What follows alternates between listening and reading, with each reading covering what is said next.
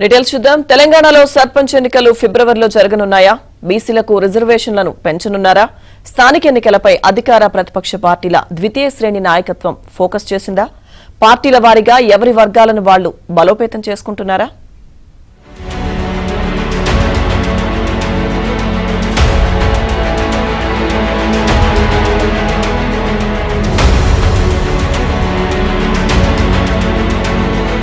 తెలంగాణలో సర్పంచ్ ఎన్నికలు ఫిబ్రవరిలో అంటున్నారు. నిజమేనా? బీసీలకు రిజర్వేషన్లను పెంచుతారా? ఈసారి మన ఊరు సర్పంచ్ గిరి ఎవరికొస్తుందో మరి. ప్రస్తుతం గ్రామాల్లో జరుగుతున్న చర్చేది. ఎంపీటీసీ, జెడ్పీటీసీ ఎన్నికలపైన ఇదే పరిస్థితి. ఏ ప్రాంతంలో చూసినా ఎన్నికలతోనే సంభాషణలు మొదలవుతున్నాయి. ఈసారి స్థానిక ఎన్నికల్లో రిజర్వేషన్ల మార్పుపై కూడా విస్తృత చర్చ నడుస్తోంది. ఏ సామాజిక వర్గానికి అవకాశం దక్కుతుందనే దానిపై బేరీజు వేస్తున్నారు. మండల, జిల్లా స్థాయికి సంబంధించిన ఎంపీటీసీ, జెడ్పీటీసీల విషయంలోనూ రిజర్వేషన్లను ఎలా ఖరారు చేయనున్నారోనని మాట్లాడుకుంటున్నారు. సంక్రాంతి సందర్భంగా పట్టణాల నుంచి గ్రామాలకు వెళ్లిన వారు కూడా ఇదే అంశంపై చర్చిస్తున్నారు. అధికార ప్రతిపక్ష పార్టీల ద్వితీయ శ్రేణి నాయకత్వం స్థానిక ఎన్నికలపై ప్రత్యేకంగా దృష్టి సారించింది. గ్రామ, మండల స్థాయిలో ఎవరి రాజకీయ ప్రయత్నాలు వారు చేస్తున్నారు. పార్టీల వారీగా ఎవరి వర్గాలను వారు బలోపేతం చేసుకుంటున్నారు. ఇప్పటికే ఓటర్ల వివరాలను తెలుపుతూ ఎన్నికల సంఘం తుది జాబితాను ప్రకటించింది. ఇందులో ఎవరెవరున్నారు, దీంతో కొత్తగా ఓటు హక్కు ఎంతమందికి వచ్చిందనేది ఆరా తీస్తున్నారు.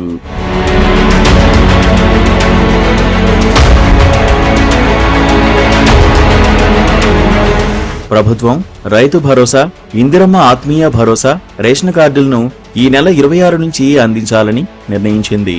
సీఎం రేవంత్ రెడ్డి స్వయంగా ఈ విషయాన్ని ప్రకటించారు. 3 పథకాలు ఏకకాలంలో అమలుతో పాటు ఇకపై గ్రామ పంచాయతీల్లో పనిచేసే వివిధ ఉద్యోగులకు ప్రతి నెల 1వ తేదీనే జీతాలు చెల్లించేలా చర్యలు తీసుకోవాలని కూడా సీఎం ఆదేశించారు. పంచాయతీల్లోని 92,351 మంది ఉద్యోగులకు ఇప్పటి వరకు చెల్లింపులో ఆలస్యం జరుగుతోంది. ఇంత భారీ సంఖ్యలోని ఉద్యోగులకు 1వ తేదీనే జీతం ఇవ్వాలని నిర్ణయించడం మేలు చేయనుంది. ఈ నేపథ్యంలో త్వరలో ప్రభుత్వం స్థానిక సంస్థల ఎన్నికలకు వెళ్లబోతున్నదనే ప్రచారం విస్తృతంగా జరుగుతోంది.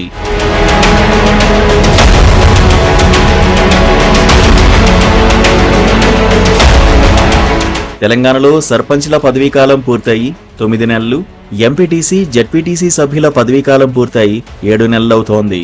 ఈ నెల 26తో కొన్ని మున్సిపాలిటీల పాలకవర్గం గడువు కూడా ముగియనుంది. వాస్తవానికి స్థానిక సంస్థల్లో పాలకవర్గాల పదవీకాలం ముగిసే నాటికే ఎన్నికలు జరగాలి. కానీ 2023 ఆఖర్లో నిర్వహించిన అసెంబ్లీ ఎన్నికల్లో కాంగ్రెస్ ప్రభుత్వం ఏర్పడడం, 6 నెలల్లో లోక్సభ ఎన్నికలు కూడా రావడంతో వాటి ప్రభావం స్థానిక సంస్థలపై పడింది. తాము అధికారంలోకి వస్తే స్థానిక సంస్థల్లో బీసీ రిజర్వేషన్ను 42% పెంచుతామంటూ కాంగ్రెస్ మేనిఫెస్టోలో ప్రకటించింది. ఇందుకోసం ప్రభుత్వం కులగణనకు శ్రీకారం చుట్టింది. ప్రస్తుతం కులగణన తుది దశకు చేరుకోగా సేకరించిన సమాచారాన్ని కంప్యూటరీకరిస్తున్నారు.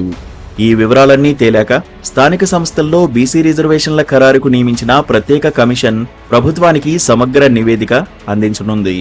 అనంతరం రిజర్వేషన్ల కేటాయింపుపై నిర్ణయం వెలువడనుంది. దీంతో స్థానిక ఎన్నికల్లో ఏ సామాజిక వర్గం వారికి ఎంత మేర అవకాశాలు లభిస్తాయనే దానిపై సర్వత్రా ఆసక్తి నెలకొంది.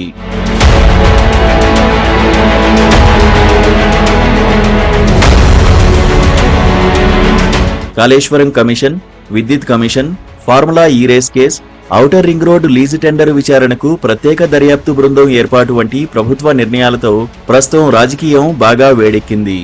అధికార ప్రతిపక్షాల మధ్య మాటల యుద్ధం నడుస్తోంది. క్షేత్రస్థాయిలోనూ ఇదే కాక నెలకొంది. ప్రభుత్వం అందించనున్న కొత్త పథకాలపైన బహిరంగంగా సోషల్ మీడియా వేదికగా విమర్శలు, ప్రతివిమర్శలు నడుస్తున్నాయి. రుణమాఫీ అందరికీ అందలేదని, దానిని కప్పిపుచ్చుకునేందుకే స్థానిక ఎన్నికల కోసమే రైతు భరోసా, వ్యవసాయ కూలీలకు 12,000 రూపాయల సాయం, కొత్త రేషన్ కార్డులంటూ ఎరవేస్తున్నారంటూ గ్రామాల్లోని పార్టీల శ్రేణుల మధ్య మాటల మంటలు రాజుకున్నాయి. ఈ క్రమంలోనే అన్ని పార్టీలు క్షేత్రస్థాయిలో బలగాన్ని పెంచుకునే ప్రయత్నాలు మొదలుపెట్టాయి.